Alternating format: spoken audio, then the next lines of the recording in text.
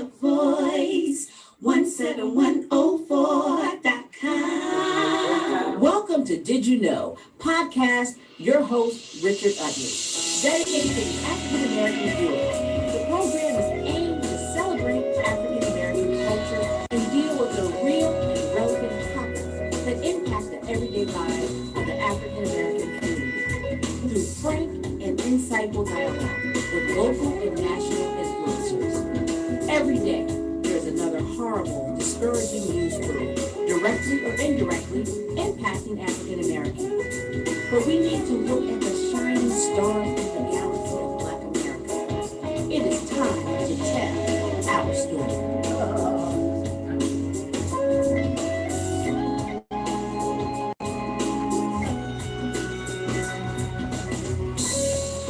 Good evening, and welcome to another Did You Know? Thank all of you for tuning in this evening, and this is probably going to be my last major push on politics for a while.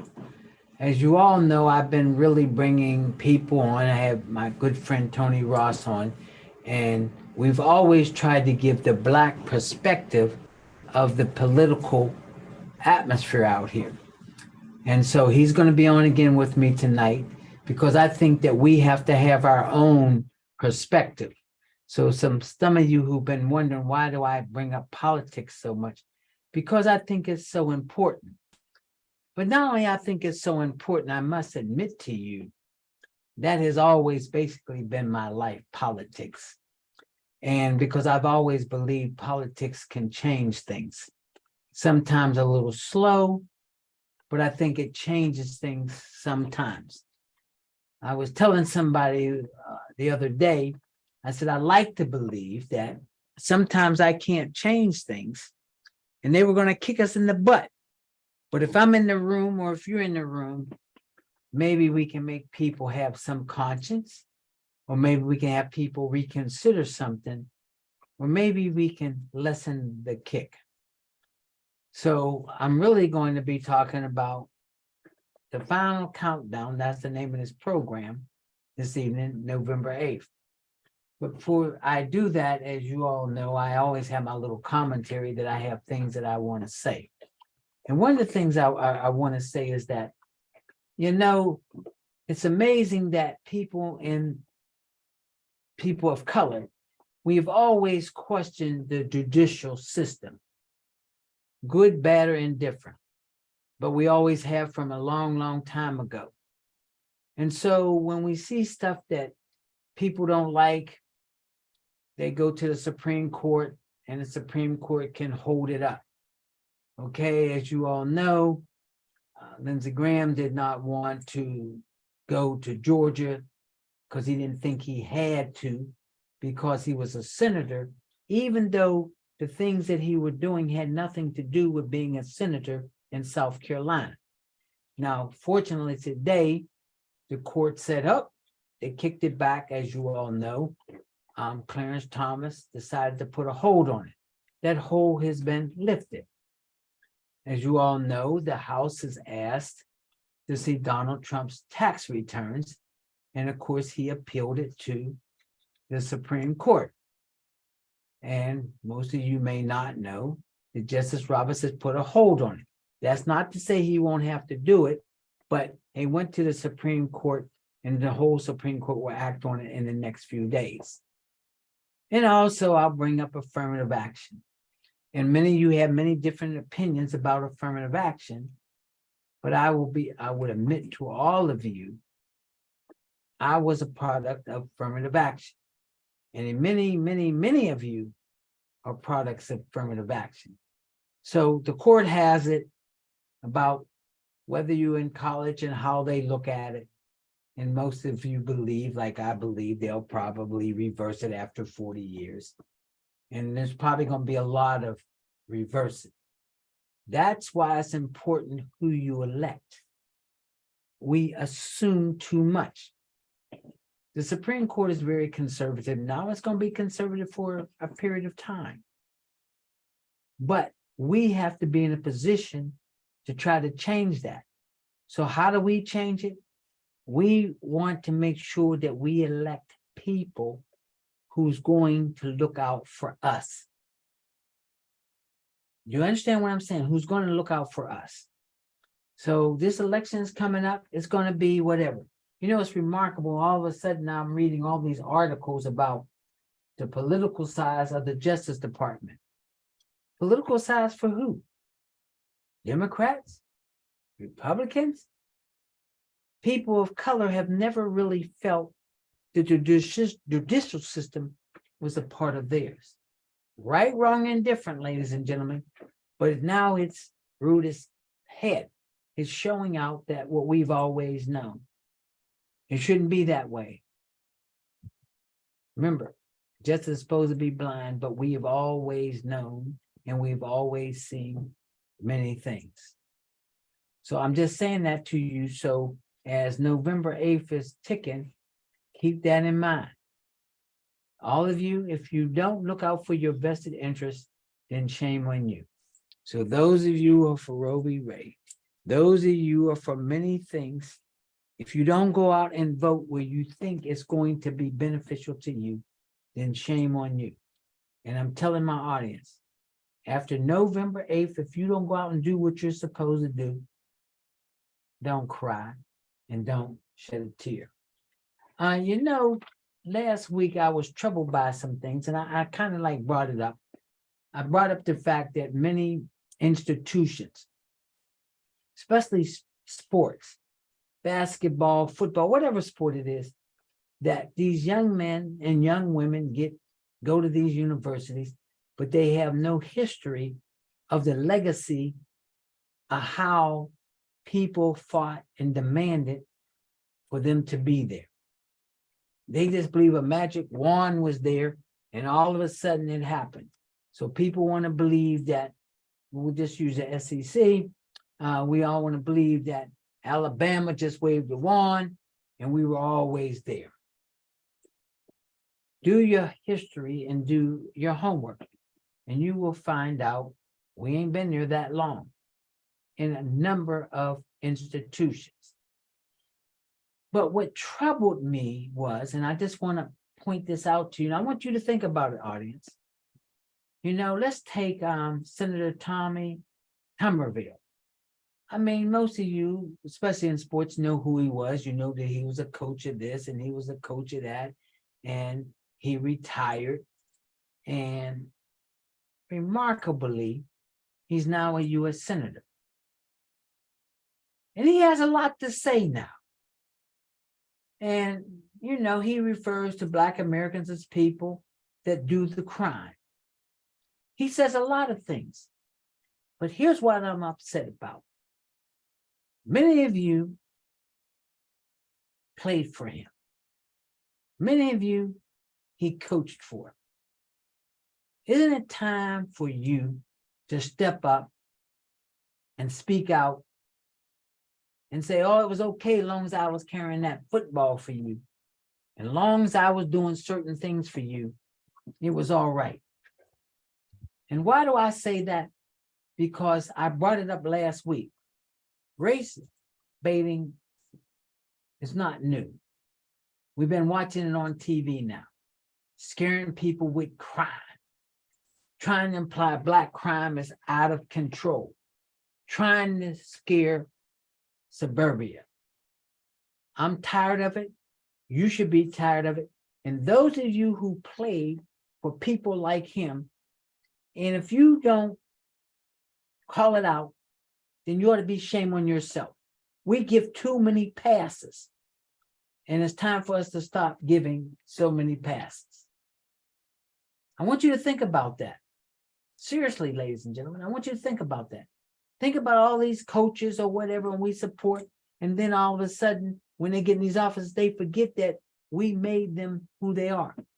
Do you really believe that Senator Tommy Tuberville, if he had been a losing coach all these years, do you really believe he'd be in the U.S. Senate? I'm just asking you that question. And if you believe he would, then that's fine. I don't. So we seem to put all these people in these positions, but they forget about us. So as I've said before, we better learn to start rewarding those who look out for us and support us. And we need to start punishing those who don't. So we need to vote them out, but we need to call them on it. Somebody that played for somebody should call him out on it. Call him out on it. But what do? We sit idle. And this is the last thing I say before I start to talk about the political stuff.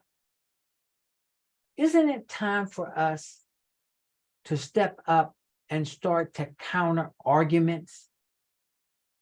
Here's what happened. And I'm going to give you two ideas and I want you to think about them. You know, I'm a big believer of we need to do away with cash bail because it don't help us none. I think it's unjust. But yet we get people out there saying, oh, crime is this and crime is this. They let everybody out because they don't have to put up bail. Is it true? No.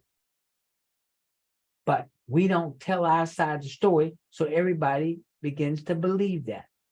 I had a person that I know, we had a conversation about it. And she saw what she saw and she read what she read and she believed what she believed. But it wasn't the truth. It wasn't the truth at all. So if we don't start to counter, then we are in trouble. And I'm going to leave you with this before I bring Tony Ross on and we're going to talk politics. You ever notice now, people just say something, they just throw it up at the wall. If it sticks, it sticks. If it doesn't, it doesn't. But we don't counter. So I'm suggesting starting now, we ain't going to take it anymore. We're going to start fighting back. And truth is truth. And truth should prevail. It doesn't always, but truth should prevail. And we're going to stop letting these people race bait. We're going to stop letting people just tell their side of the story. That's why I have this program, to tell our side of the story. Because if we don't have these programs like mine, and hopefully we'll have movies and people have printing companies and all those things that we have to start supporting ourselves. Because who's going to drive the car for us? So long we've been waiting on, as I've always said, waiting on somebody to come through a little white horse and pull our community through. And if we don't do it ourselves, shame on us. It's on us. Crime, we don't like crime. We don't want crime. And we need to work on that as well. So I've got two things. I'm going to leave one more thing with you. I've been saying it.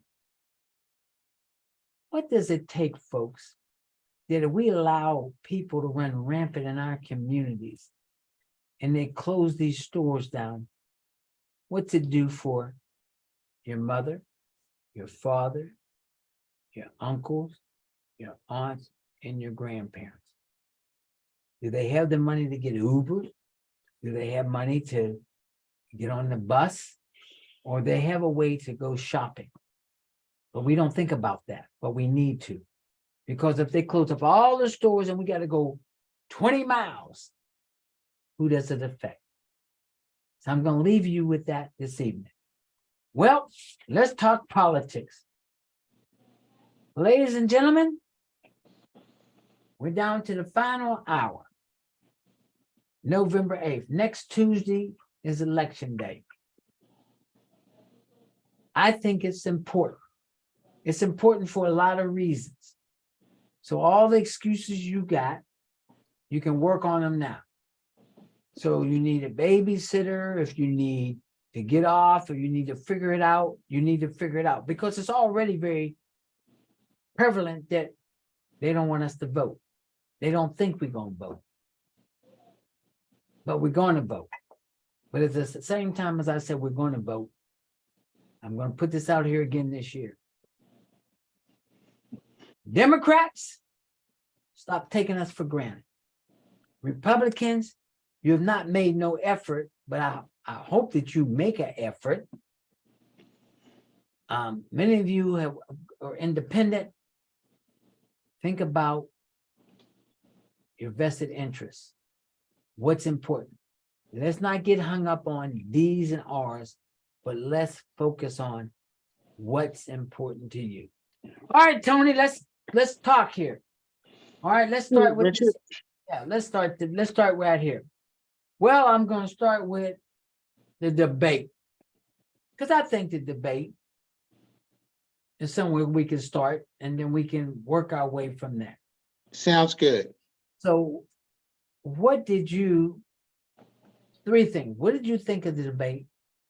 And if you were the campaign manager of Fetterman, how would you have handled it? If you wanted, Okay, I'm sorry, go ahead. that's it. Oh, okay, I thought you had another part to the question. First, hello to the audience. I have all my Phillies here tonight. Go Phillies. I would say the debate was par for the course. It was about what I expected. I thought it was interesting, the reaction to Mr. Fetterman, who has been recovering from the stroke. I think when it comes down to it, it doesn't really move that much as an electorate. If you're going to vote for Fetterman, you're going to vote for Fetterman. If you're going to vote against him, you're going to vote against him. I think, I think his campaign was a little bit slow and made some, I think, wrong choices with the way they handled his difficulty hearing things through the audio processing disorder that he has. They should have just been very upfront with that a couple of months ago, and they waited till right before the debate to kind of bring these things up to agree with it. But all in all, I think it was if you for Fetterman, you're going to be for him. If you're against him, you're going to be against him. So you believe that this debate really won't, even though the rumors out there that the debate has hurt him and where he might have been up, say, 6 percentage points, he's now at 3 percentage points. Well, I think it gets tighter as the elections close. So I think Oz was going to get closer. I think there are certain elements in the state that you look for excuses to do what they do. So, for example, the Philadelphia Inquirer, which is the largest newspaper in the state, they endorsed Fetterman, and just I believe yesterday, the Pittsburgh Post Gazette, the second largest paper, endorsed Dr. Oz, in part because they thought he could not serve. Fetterman could not serve. So I think, it's really a sliver. I think it's a sliver of voters that are really fighting for at this point. Now, as you know, our last program, we had the John Bear from Penn Live on, and I pulled his little article, and it starts out, the race is tightening, but neither candidate has secured the love of the electoral. What do you think of that? I think you're right on point, Richard. I mean, as a Democrat, I felt that there's some openings that Mr. Fetterman has missed out on. For example, in the one commercial that Mr. Oz has been running, he talks about extremism on both sides. And I thought that was a great opportunity for him to tie Dr. Oz to Trump. It was a way to ask him, well, what is the extremism on the other side that the Republican side? We know what you think Democrats are extremists on taxes and crime, but what are the things that are making them that make Republicans extremism? I think too, another thing that's been brought up by a legislator that I talked to quite a bit. They've been wondering, what is up with the dual citizenship issue with Dr. Oz. I know he claims that he'll renounce his Turkish citizenship if he wins, but I think that issue needs to be explored a bit more. So I think there's some issues that he has missed out on, and the same with Dr. Oz as well. I mean, I guess upset because you're absolutely right. I mean, you've been involved in politics a long time, and I've been involved in politics a long time. And that, if you want to call it a debate, it was a sorry, very depressing, slow debate on both sides. Right. I mean, I don't understand why these candidates don't understand the importance of explaining to the electorate why we should vote for you. What makes you different than far as me running? I mean, I had issues with Featherman. He started out, they said, what makes you qualified? And I understand he goes on the attack to say, well, ours is this, instead of saying, well, I was the mayor of Braddock. I was the lieutenant governor. Now, we're not going to argue how many people, but he did have some governmental experience. Right. He never touched it. Also, they brought up the fracking. Right. Instead of saying, okay, I changed my mind. He didn't say that. Things that, and I understand the slow process, but to me, some things, as we all know, good, bad, and different, some things, all politicians are prepped. They are prepped. Both are prepped. Now, we knew that Fetterman wasn't a good speaker. And Dr. Oz, he never talked about what made him be so special and that he should be the U.S. Senator. He never said, well, I know this because I know legislators, or I know government. He basically said, I'm a doctor and I'm good for you. And we all know all doctors are not good for you.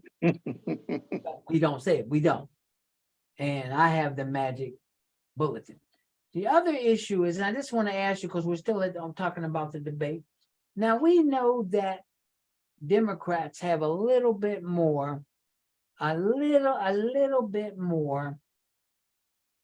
voters than Republicans. Now, we know that, even though I'm a believer at this point that independence is going to make a major difference here.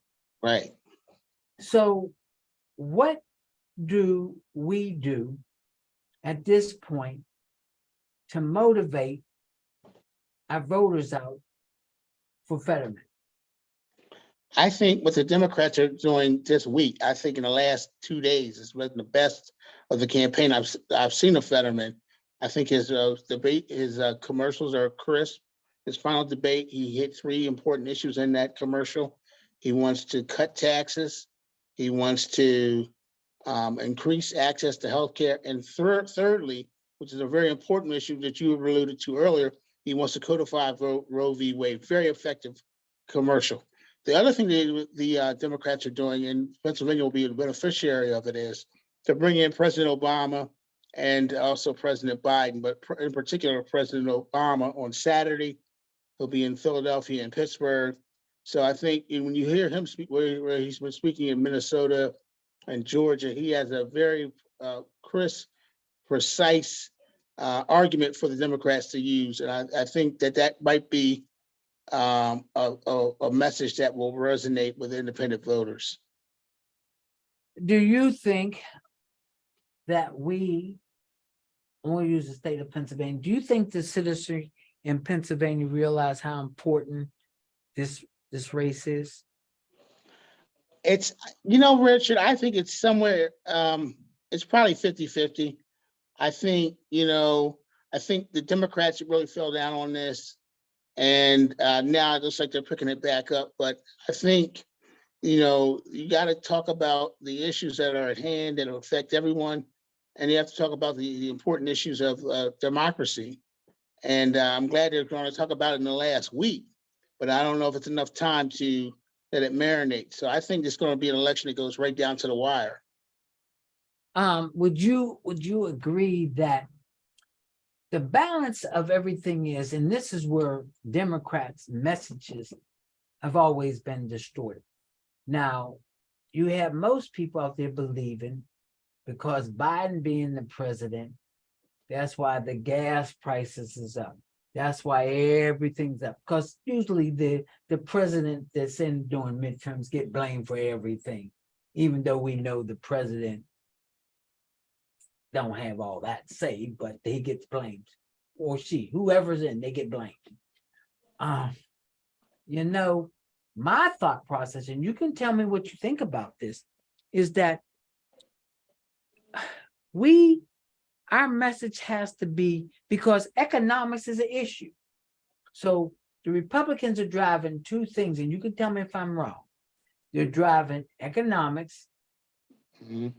and their favorite playbook,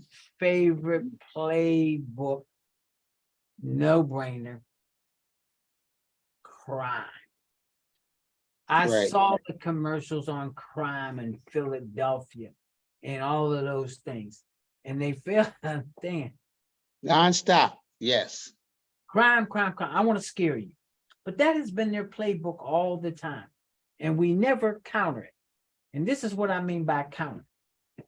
If you say crime and the judicial system is out of whack, because that's what they're saying, how come we don't counter back with, okay, Lindsey Graham gets a subpoena, he goes to the Supreme Court because he don't think he need to testify. You got Trump, he got 10 things that they're finding against him. Oh, it's okay.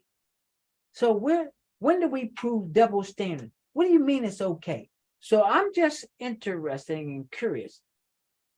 I don't think this is going to happen.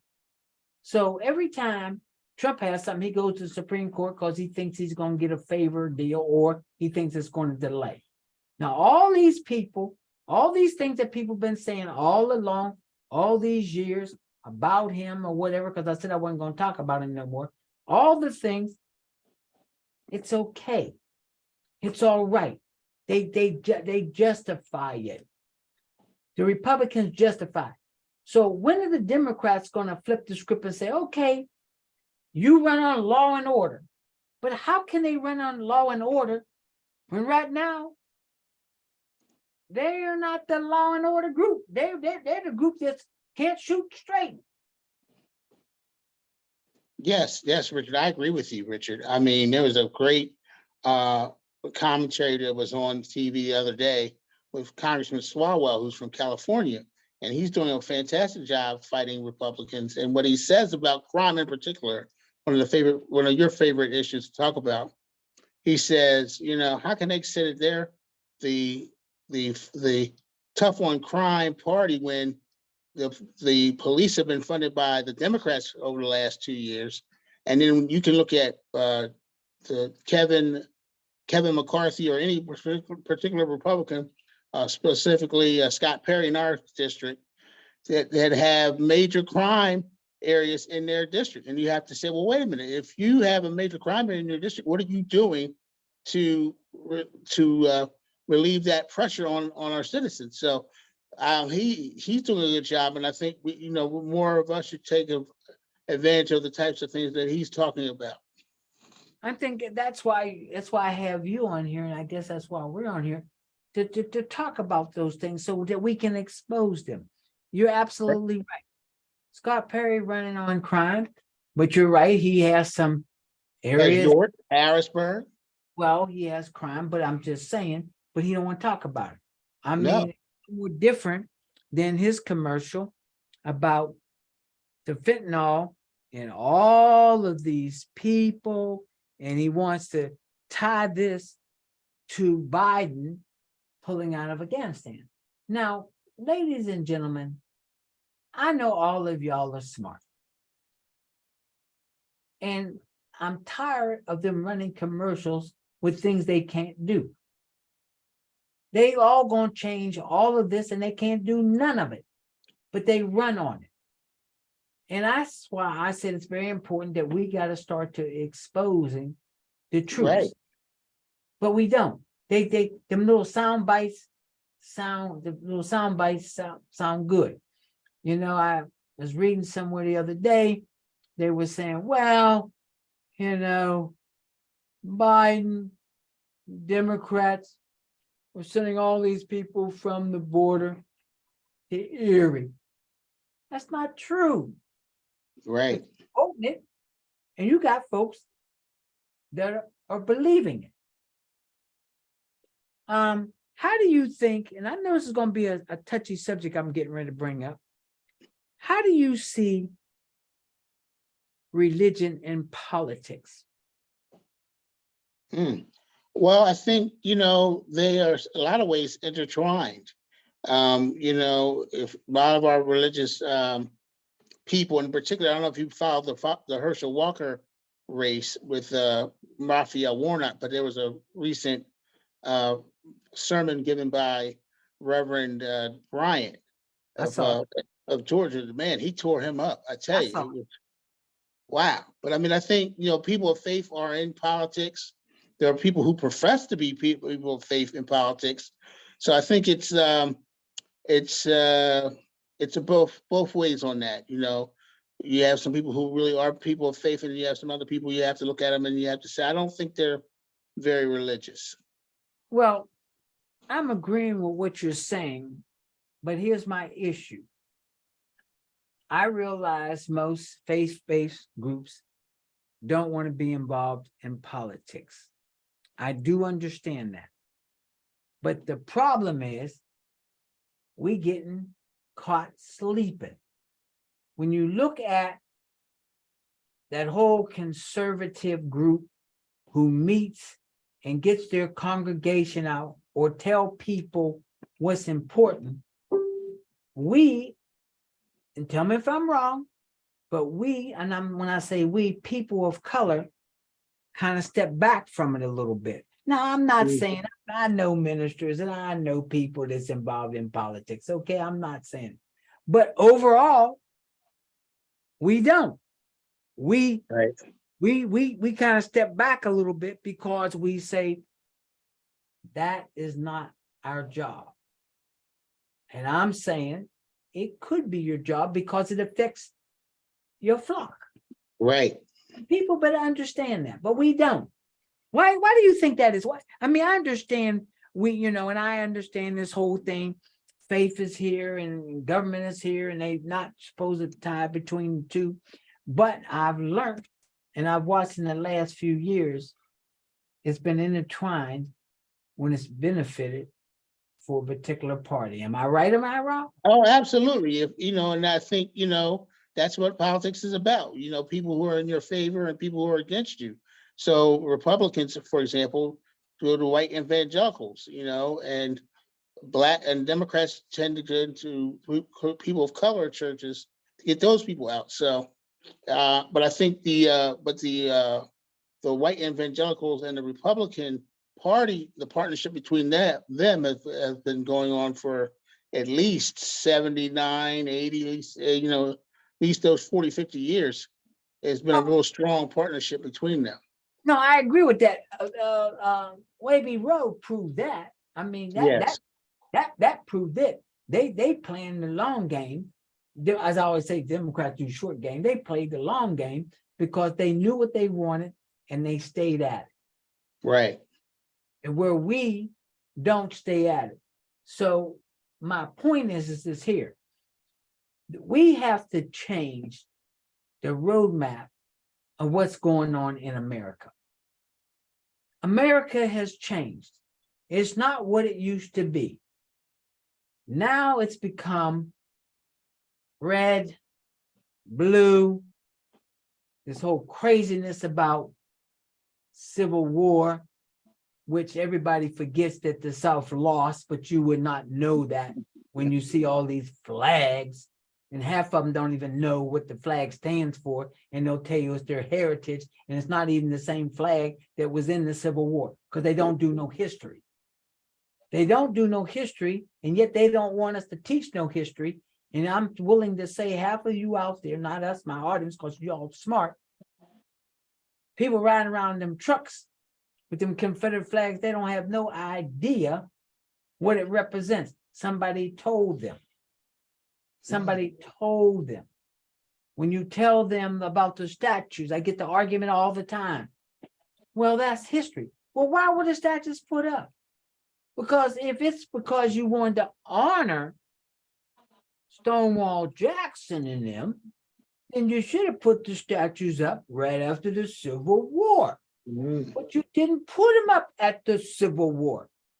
You put them up later on to scare people of color, to keep them in their place. But you don't want to talk about that. I would admit to anybody, I do understand, but we got to do our own history and we got to call it as we call it. Now, let's go with the senator race and then we'll move back to the gubernatorial. Okay, I believe that Tuesday night of next week, we won't know who the U.S. Senate winner will be.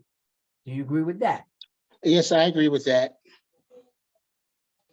Would you agree with this? I would say election night that Oz will be leading, and he will be leading because the numbers that will come in will be the numbers from, I always say this, the T and conservative and small towns that don't have a lot of votes and they can count them and they can. And they also vote in person, but Republicans tend to vote on same day election. Okay, so we already know that. So would you say we'll know by Thursday or Friday? I would think so. I would think it would be that long. Yeah, I would think so.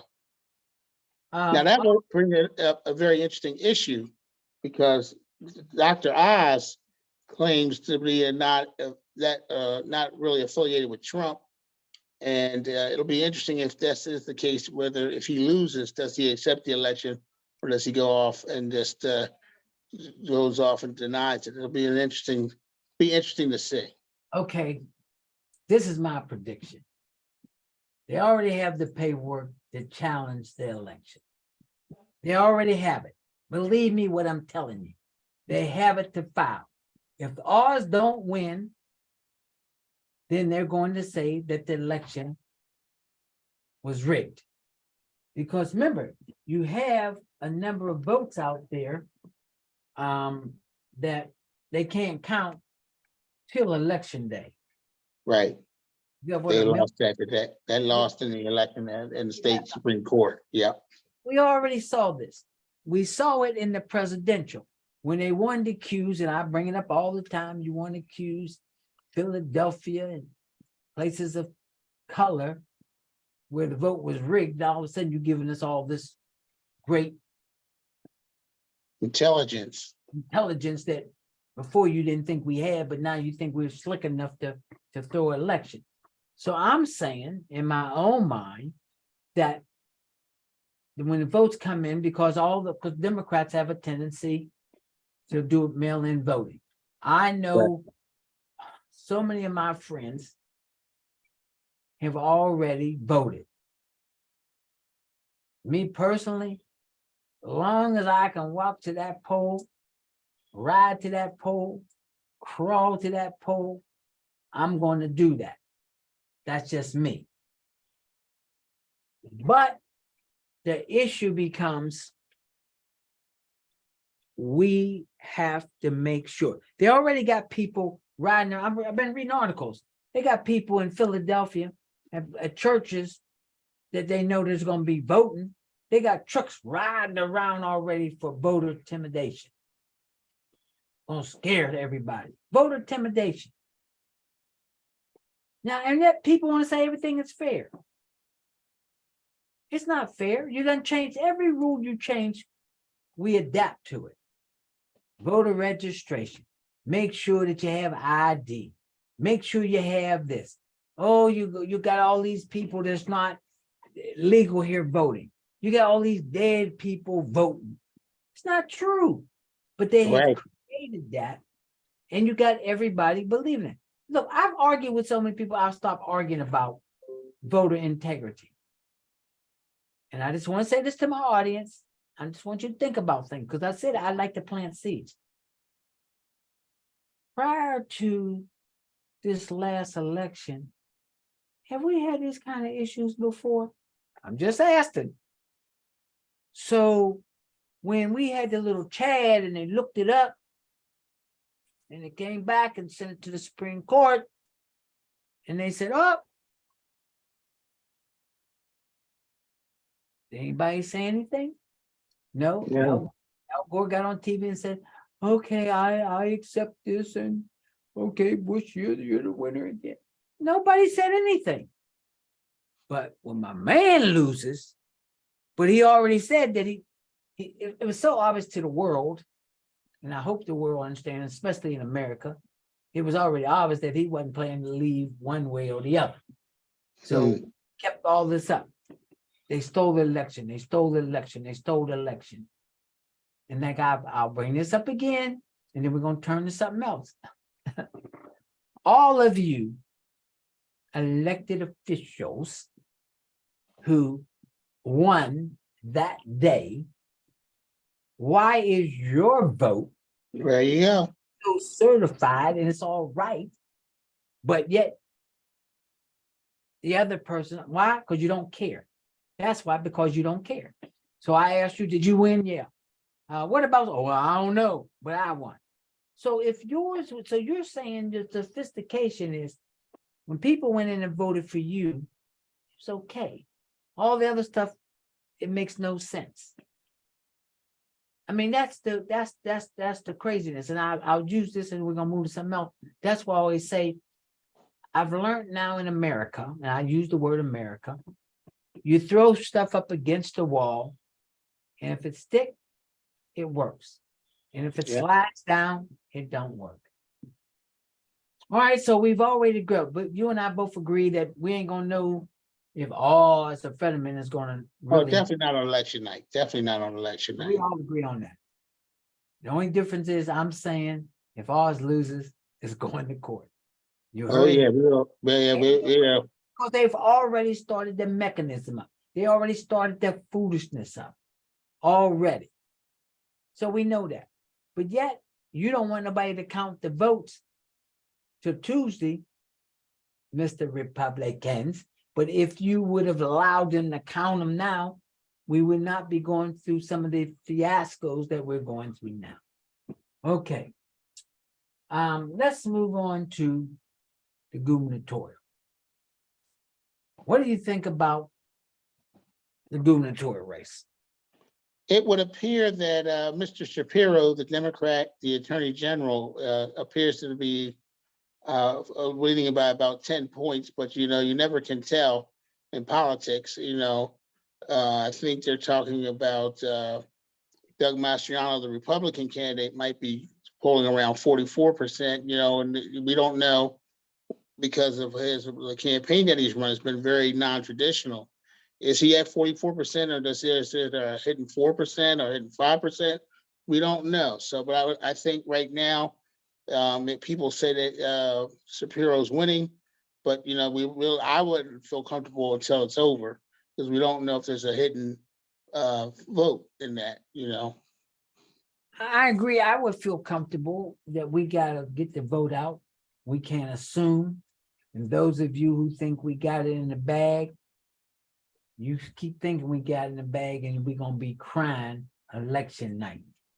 That's right. We got to act like we are down and we got to do everything that we can to make sure that we get the votes out and to make sure that we do what we need to do.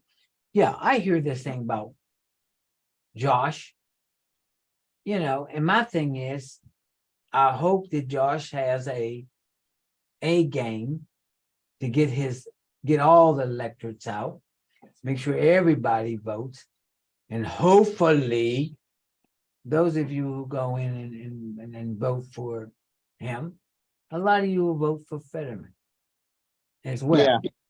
Yeah. And I want to put this caveat out before you say something.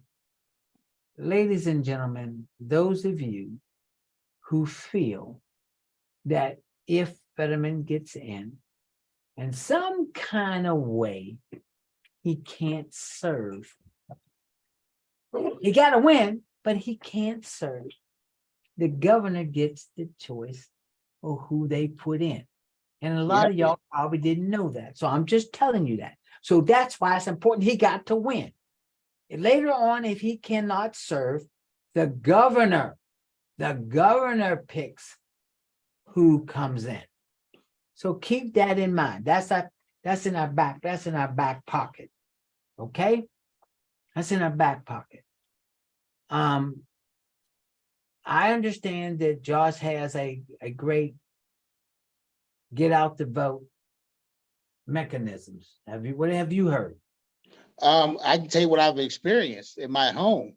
I think it's like every day, if not twice a day, there's a text or a call asking me, am I going to vote? Do you need any help? Will you help us? It's very aggressive, very impressive, actually. Again, Master Mastriano, I mean, he must know what he's doing because his campaign, he won the primary, the Republican. You muted, Tony. He tried to, but then after he won that primary, the real question was, would he try to go and expand the base to try to get to 51%? But he has done nothing.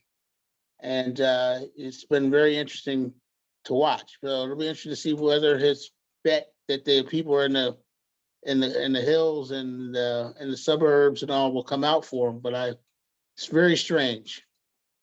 I mean, he's running his campaign, and you're right. He hasn't spent a lot of money because he hasn't got a lot of money. As we all know, the bulk of the establishment of the Republican Party in Pennsylvania did not want him to win. Right. And I think you're right, Richard, because I know just the number of Republicans, who have lined up in support of Josh, it's very impressive. Former Congressman Dent, former Congressman Greenwood, Heckler, the former state senator from across the river from Harrisburg, very, very impressive. I mean, there's no question that this is probably the first time in a while, and I've only used the gubernatorial concept. The only time that people are voting what they think is right for Right. the state, opposed to saying, I'm a Republican, or I'm a Democrat, so I got to vote for them, even though I don't believe in what they're saying and doing. And America has gotten away from that. And the Tip O'Neills and all those days when congressmen and senators would sit down to see what was good for America. Now we're at a point that all we care about is our little district, and I'm going to get elected, and I don't care if it's good for the country or bad for the country. So I think that those kinds of things got to be looked at. When I looked at the whole Scott Perry thing, he talks about fentanyl and he talks about all that, but yet he doesn't talk about, he voted down so many things that could be so beneficial to his constituents. Yep. And his Definitely. constituents like, I'm voting for Scott. I'm voting for Scott. Why are you voting for Scott? I'm voting for Scott. But Scott is not, what is he doing for you? If you live wherever and you don't have no health care and you don't have this and you don't have that, he would vote it down. You look at some of these towns, the bridges is falling down, the infrastructure is falling down, but he would vote it down, even though it would be beneficial to you. But the good thing, they voted down, it got passed, so that little town will benefit from it. Yes. So Tony, give me your perspective of overall politics, because politics has become a very nasty, negative thing to people. When you say politics, they go, oh, how do we change that? Well, I think, we have to get, it's like sausage, people talk about sausage making, it's ugly, but you have to do it. And I think we have to do it. I mean, I understand, I worked in politics, as you know, and I've gotten very turned off by it. It's just the advent of the internet, Facebook, TV, talk radio, and you just say, people just have really said, I've had enough, and I'm not going to be involved with it. But as we know, if we don't, we have a democracy supposedly, and to protect the democracy, we have to be involved. So I think if we can get more decent people running, I think we can get more people to be involved and to have a positive view of politics. I'll give you an example. There was an article I read the other day in the York paper talking about Scott Perry. In fact, there was a young man who remembered the congressman before Scott, which was the congressman who's a judge. I forget his name. You know what I'm talking about, Richard? He's a No, judge.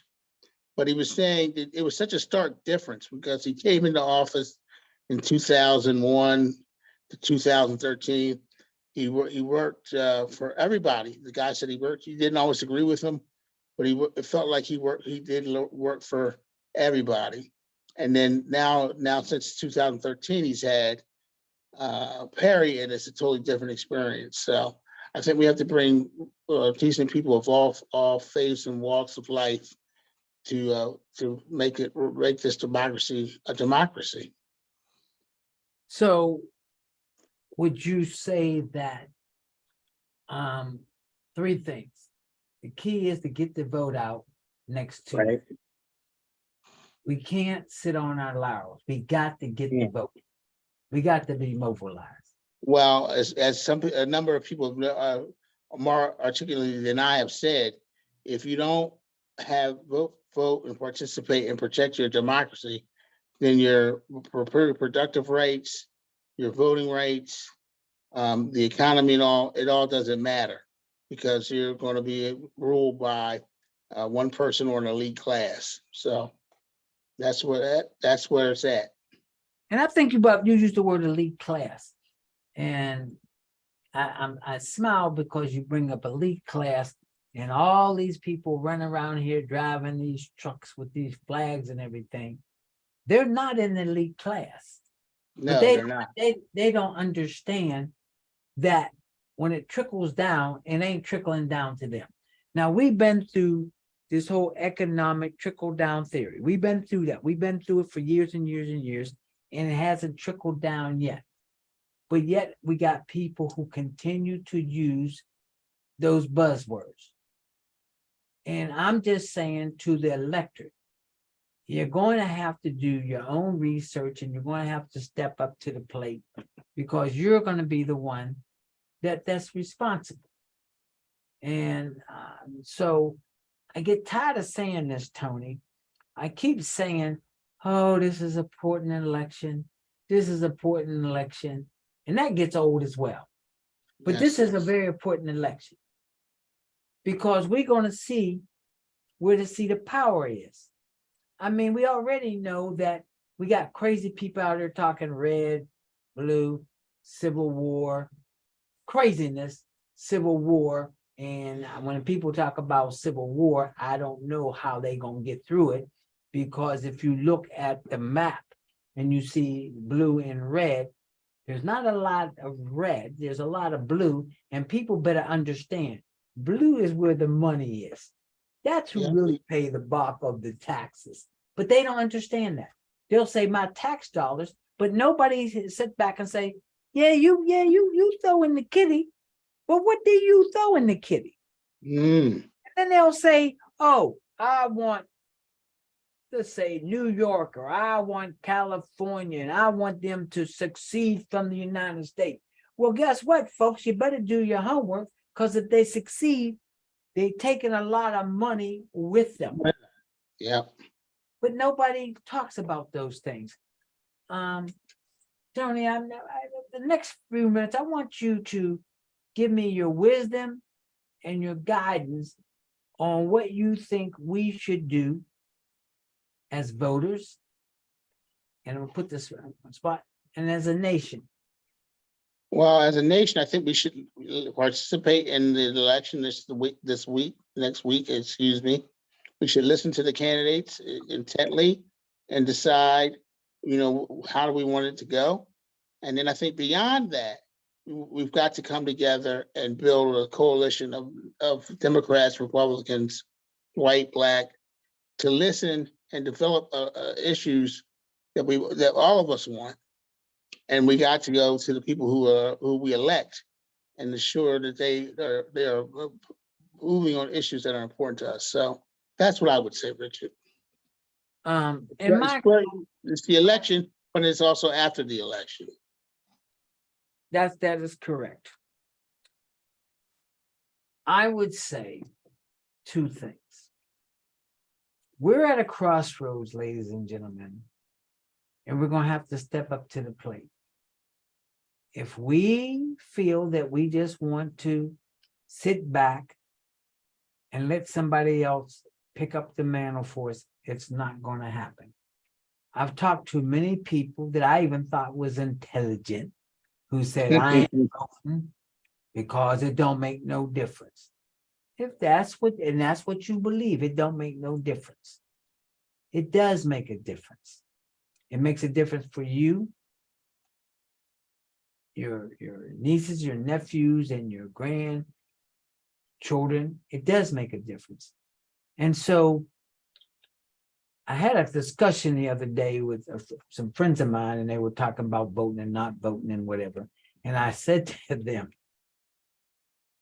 if you vote, you participate, and your person gets elected, they listen a little bit more to what you have to say if you sit on the sidelines.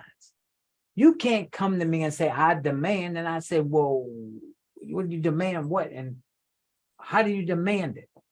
Did you vote? Nope. Nope. Then you go along with whatever I decide to go along with because you didn't do anything to help me get there. And people get mad about that.